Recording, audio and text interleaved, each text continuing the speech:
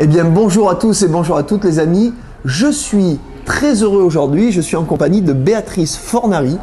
Alors, bien entendu, je vais vous la présenter. Du moins, elle va se présenter parce que c'est toujours délicat de présenter quelqu'un qui a un métier, ma foi, très important. On s'est rencontré avec Béatrice il y a une quinzaine de jours lors d'un événement organisé par l'équipe de Paul donc à Lyon où il y avait différents intervenants. Donc j'ai eu le plaisir d'intervenir lors de cet événement de découverte de la PNL et bien entendu Béatrice le soir a fait un petit peu de, je dirais, d'heures supplémentaires. Ce qui est quand même rare dans l'éducation nationale. Non, je plaisante, bien entendu. Oui, nous verrons. Oui, nous verrons ça plus tard, n'est-ce pas? Elle va régler ses comptes, les amis. Et moi, il y a un sujet, vous le savez, qui est très sensible pour moi.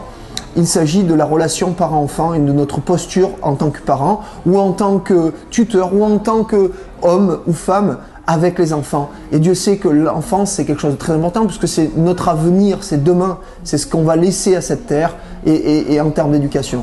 Alors Béatrice, est-ce que tu pourrais déjà présenter ce que tu fais actuellement avant que je te pose plein de questions? Oui, alors bonjour à toutes et à tous. Je travaille donc à la direction académique du Rhône et je suis formatrice, conseillère pédagogique, c'est-à-dire que mes missions principales sont la formation initiale et continue des enseignants du premier degré. Voilà. Alors qu'est-ce que c'est le premier degré? Explique, peut-être qu'il y a des gens qui ne savent pas ce que c'est le premier degré. Oui, c'est vrai. Dans notre jargon éducation nationale, quelquefois c'est un peu compliqué. Donc le premier degré, ce sont tous les enseignants qui ont des enfants entre 2 et 11-12 ans, c'est-à-dire entre la toute petite section de maternelle, petite section. Au CM2. Jusqu'au CM2, voilà. Je exactement. suis. Voilà. Et à partir du collège, c'est le second degré. D'accord. Quel est ton rôle exactement donc, au niveau de l'académie, Béatrice? Donc en fait, je travaille moi essentiellement sur le pôle maternel, donc sur les enfants de 2 à 6 ans, enfin, envers les enseignants qui enseignent dans ces classes-là, et je réponds à des cahiers des charges de formation. Donc les circonscriptions des différentes communes font des demandes de formation pour leurs enseignants, m'envoient leur cahier des charges, je prépare les formations et je vais les animer sur place. Voilà. Alors, ça a l'air comme ça assez passionnant. Néanmoins, ce qui nous a... je sens une pointe d'humour. Une légère pointe d'humour. Je dirais ce qui nous a réunis aujourd'hui, c'est notre vision, je dirais, d'éducation. C'est-à-dire qu'aujourd'hui, on met nos enfants dans un cursus, je dirais, pédagogique qui est quand même assez fermé, assez rigide. Tu vois ce que je veux dire? Oui, ouais, on est bien d'accord. Je comprends. Et toi, aujourd'hui, tu œuvres dans l'éducation nationale, quelque part, pour expliquer que cette rigidité, elle peut à la fois s'assouplir ou elle peut être vue différemment. Moi, j'ai besoin de comprendre parce que j'ai 2 enfants, on ne peut pas dire que ce soit de grands passionnés de l'école, comme de plus en plus d'enfants. Pourquoi? Parce que je pense que le parcours pédagogique qu'on propose à nos enfants aujourd'hui, il est pas dépassé, mais presque, et du moins surtout pas au goût du jour. Donc moi-même qui dis que c'est pas un succès forcément d'avoir son bac avec mention aujourd'hui, voire même d'aller plus loin au niveau des études. Alors bien sûr mes enfants, allez le plus loin possible, je parle aux miens. Pour les autres, faites ce que vous voulez. Mais en gros, ce que je voudrais aujourd'hui qu'on découvre ensemble, c'est qu'est-ce que tu proposes de différent et qu'est-ce que tu peux apporter à ces enseignants en les formant de différent que ce qu'ils nous proposent aujourd'hui à nos enfants. Alors, ce qui se passe actuellement, c'est que les formations pour les enseignants du premier degré, il faut le savoir, ce sont en général des injonctions ou au moins des directives qui sont données par le ministère. Donc on n'a pas forcément la liberté pédagogique et didactique, comme on dit, c'est-à-dire sur la forme et le fond, en tant que formatrice, de déployer toutes les thématiques qu'on souhaiterait vraiment déployer dans ce milieu. Pour autant, jusqu'à maintenant, c'est vrai que les formations étaient vraiment surtout sur le pédagogique pour les enseignants, c'est-à-dire qu'on leur apprenait à enseigner la lecture au CP, par exemple, ou les fractions au CM1.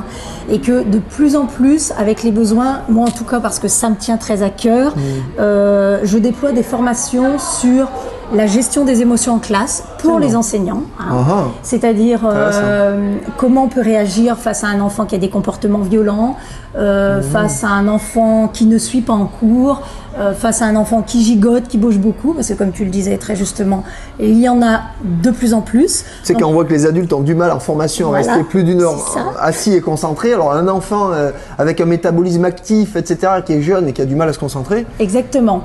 Et donc, voilà, moi vraiment mon souhait profond et mon désir et ce que j'essaye vraiment de développer et ce qui se développe de plus en plus, c'est ce genre de formation. C'est-à-dire comment on fait nous en tant qu'enseignants pour mieux comprendre l'enfant et mieux s'adapter à lui dans ce qu'on lui apporte en termes d'apprentissage.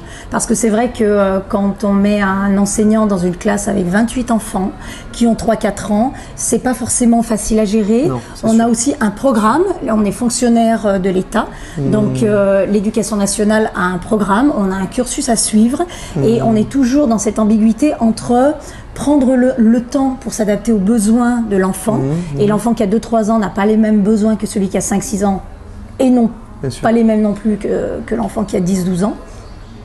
Donc on a ce côté-là, s'adapter aux besoins, prendre le temps, et de l'autre côté, on a, mine de rien, un petit peu la pression du programme, en se disant, on sait qu'en fin de grande section, il faudrait qu'il soit arrivé à là, et du coup, quelquefois, ça oriente les choix des enseignants sur des enjeux pédagogiques dont on devrait un peu se délester. À mon sens, ça n'engage que moi. Voilà.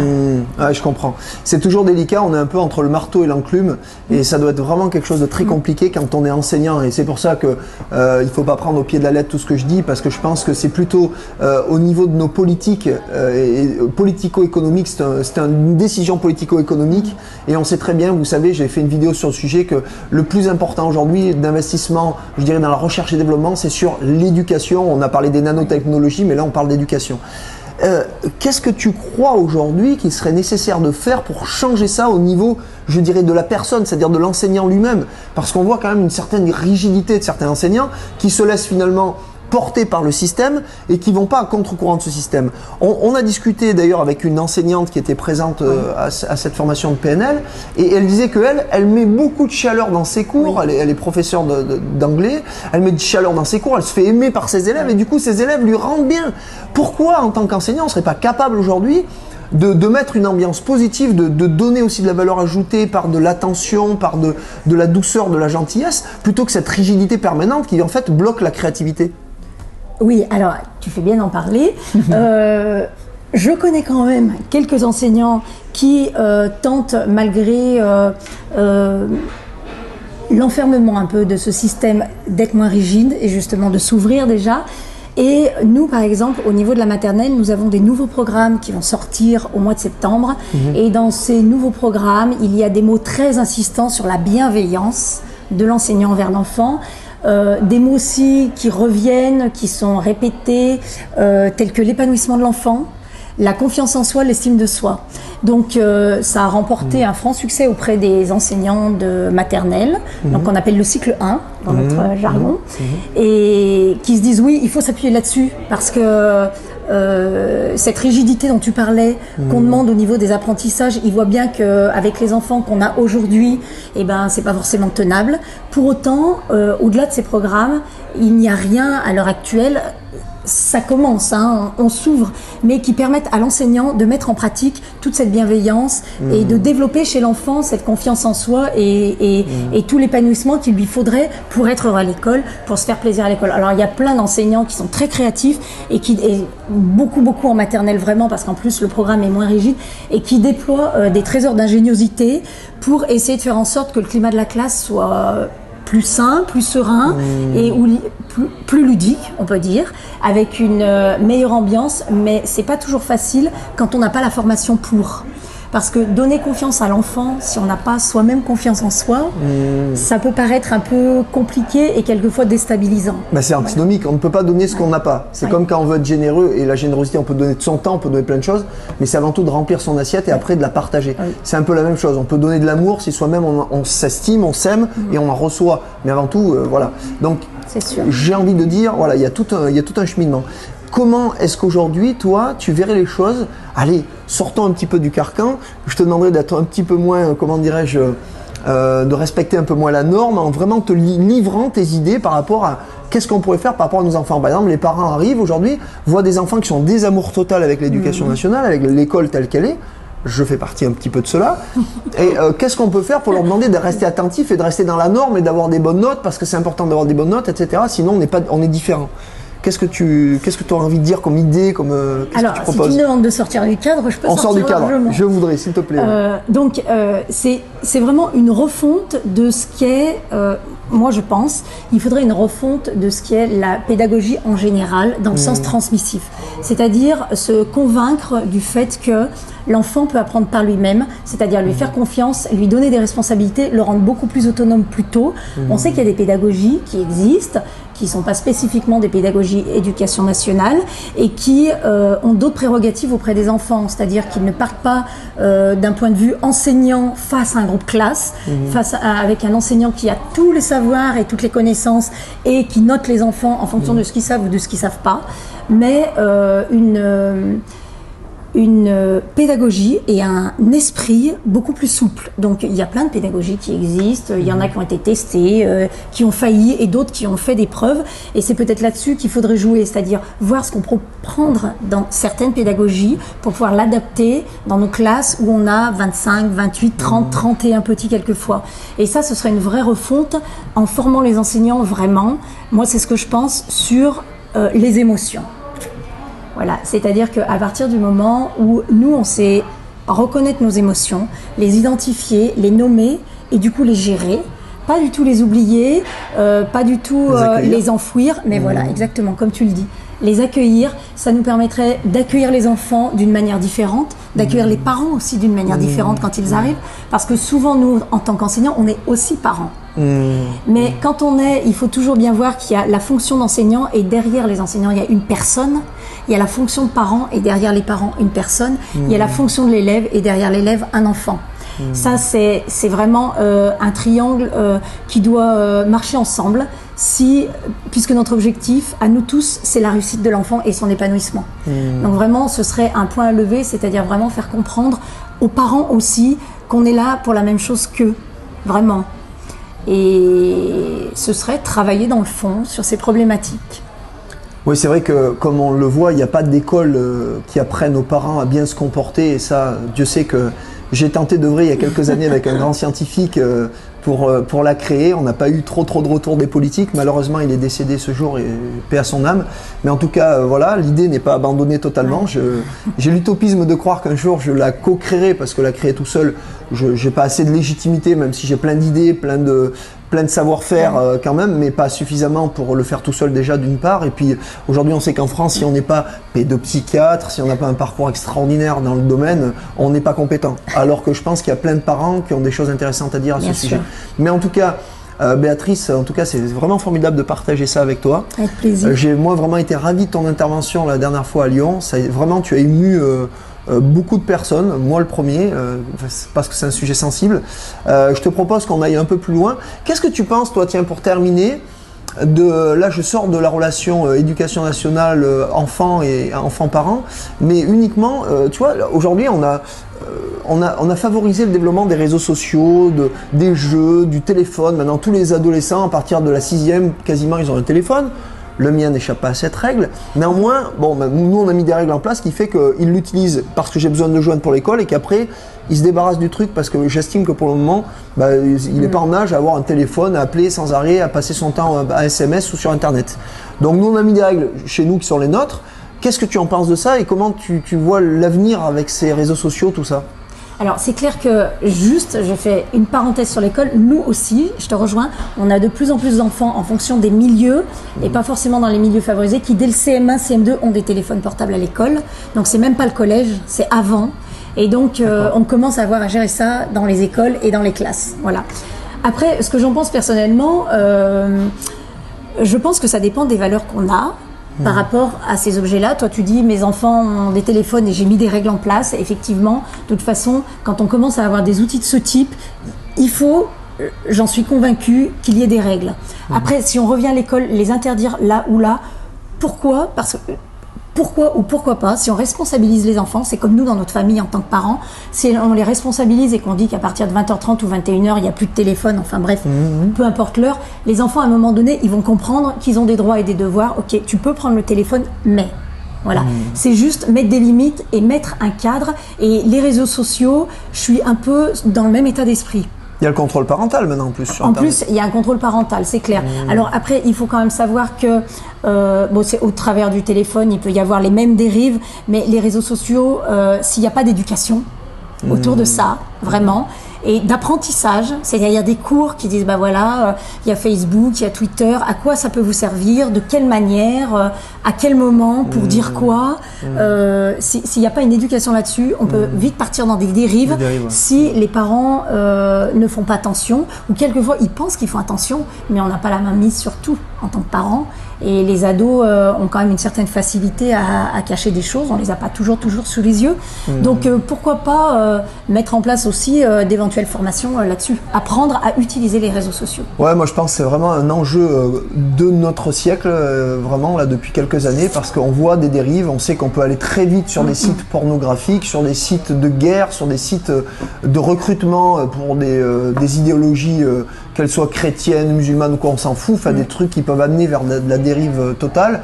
Donc c'est pour ça que je nous invite à être vraiment extrêmement vigilants et c'est vrai qu'on trouve de tout maintenant sur Internet très facilement. Donc le fait de mettre par exemple un contrôle parental avec des interdits, etc., c'est pas ne pas laisser de la liberté, de l'espace à son enfant, puisqu'il en a besoin pour se construire aussi en tant qu'être humain, il faut lui en laisser. Si on lui donne de l'amour, si on lui donne de la considération, si on lui met de la bienveillance, et si on est aussi le parent qui l'attend, c'est-à-dire un peu de sévérité, des règles et valeurs à respecter dans la famille, pour la famille, parce qu'on n'est pas seul, et dans la vie on doit respecter des règles, au même titre que les règles qu'impose l'État. On les aime pas, quand on n'aime pas un pays, eh bien on le quitte, on va vivre ailleurs. Mais on doit respecter des règles. Et bien dans la famille c'est pareil. Et être parent, c'est pas être copain avec son fils, c'est pas se dire oh allez mon fils viens, voilà, on fait un peu ce qu'on veut. Je trouve que l'enfant ne peut pas se construire. Oui. Exactement. L'enfant, il a besoin de cadres et de limites, et quelquefois il nous pousse, et on n'en peut plus, donc on lâche, alors que tout le monde a fait ça, moi la première, alors que il faut bien se dire que s'il nous pousse, ça veut déjà dire qu'il se sent en sécurité. Ça c'est très important pour l'enfant. Le besoin de sécurité, ça construit, ça développe la confiance en soi. Et l'enfant, il se libère toujours, et dans la classe c'est aussi un petit peu pareil, il se libère toujours et il entre aussi souvent en conflit dans des milieux où il se sent sécurisé, où il sait que l'amour est inconditionnel, bien sûr. quel que soit l'amour. D'ailleurs c'est quand ils rentrent à la maison en général de l'école, vous savez, ils sont dans leur zone de confort psychologique, là ils sont dans le confort total, et là ça y va pendant une demi-heure. Laissez-leur cet espace, quoi. Faut pas tout de suite les mettre au goûter, au devoir, à la douche dès qu'ils arrivent. Faut laisser un petit peu de temps, qu'ils puissent s'exprimer, qu'ils puissent se libérer, parce que là c'est vraiment la zone de confort, je peux vous dire. C'est normal. C'est vrai. Donc voilà, donc c'est vrai que du coup, ce cadre limitant, mine de rien, il dit j'en ai pas besoin, je veux pas, je veux être libre, mais c'est pas du tout le cas. Et les réseaux sociaux, c'est pareil. Des fois vous en dites oui, mais le copain il fait ci, le copain il fait ça, le copain il a le droit jusqu'à telle heure, les parents ils ont pas mis de contrôle parental, ils viennent pas lui expliquer si je peux me débrouiller tout seul. C'est pas vrai. Donc mine de rien, il faut faire passer des messages à un moment donné, juste expliquer pourquoi c'est important pour nous. Et aussi ce qu'il y a derrière, c'est-à-dire les aspects bénéfiques, mais aussi les aspects qui peuvent être plus néfastes, et ce qui peut arriver à tout le monde sans dramatiser du tout. Juste dire, juste parler de faits observables. Voilà ce qui peut se passer. Et en fait, ça les sensibilise beaucoup plus que ce qu'on peut imaginer, et ça évite après quelquefois de tomber dans des extrémismes dont il est plus difficile de sortir, forcément. Tout à fait. Voilà les amis, en tout cas Béatrice, merci du fond du cœur pour ce partage, c'était génial. Merci à vous. Voilà, merci à toi. Voilà, avec joie. En tout cas, tu as découvert tout à l'heure, on a partagé un repas ensemble et je t'ai parlé de l'école MLM, qui est en fait une école de marketing relationnel, vente directe en réseau, mais aussi de développement personnel. Et je souhaitais mettre une dimension, dans cette dimension de développement de l'être, mais bien sûr tout ce qui touche à l'enfance, la petite enfance et à l'enfance, pour la construction de l'être. Et donc tu as accepté gentiment de tourner cette vidéo. Maintenant je t'inviterai à aller voir ce qu'on fait dans notre école, si tu veux bien. Plaisir. Voilà, parce que tu m'as dit que tu avais envie de découvrir le marketing relationnel. Eh bien je me ferai un plaisir de t'y initier. Voilà. Et puis surtout merci, parce que tu es la première, je dirais, enseignante qui enseigne vraiment la relation parent-enfant ou enseignement enfant à être intervenue avec notre école. Donc merci pour ça. Je vous en prie, et surtout, voilà, moi je fais ça avec passion, parce que je suis persuadée qu'on peut faire bouger les choses, et il faut qu'on fasse bouger les choses, parce que on a beau dire, malgré tout ce qui circule comme message, mais il y a quand même de nombreux enseignants qui sont en souffrance dans leur classe. Quand on en a 28 ou 30 dans des quartiers difficiles ou même pas forcément difficiles, mais avec les enfants qu'on a à l'heure actuelle, déjà des fois les parents, en revenant des vacances, ils en ont 2 ou 3, ils disent « Ouh là là, heureusement que les vacances sont terminées ». Alors nous, d'accord, c'est notre métier, on est payé pour, mais j'ai été enseignante pendant plus de 15 ans. Vraiment, les enseignants ont des besoins, ils sont ouverts à cela, et donc oui, on va faire bouger les choses. Voilà, eh bien, croyez-moi, à titre personnel en tout cas, et avec l'école MLM, mais à titre personnel, j'ai envie aussi de faire bouger les choses et je dirais, à mon niveau, de contribuer à ce développement et je dirais, d'éveiller les consciences pour que, dans le cadre de la relation parent-enfant, dans le cadre de la relation enfant-école, il y ait des choses qui soient comprises par tous. Eh bien voilà, j'apporterai ma contribution modeste. On va ouvrir le champ des possibles. On va ouvrir le champ des possibles, Béatrice. Très bien. Merci à toi, à très bientôt. Merci à toi. Les amis, je vous envoie les plus belles énergies. Prenez soin de vous, prenez soin de vos enfants, des enfants des autres, parce que c'est notre avenir. Oui. Je vous envoie les plus belles énergies. Au revoir. Au revoir.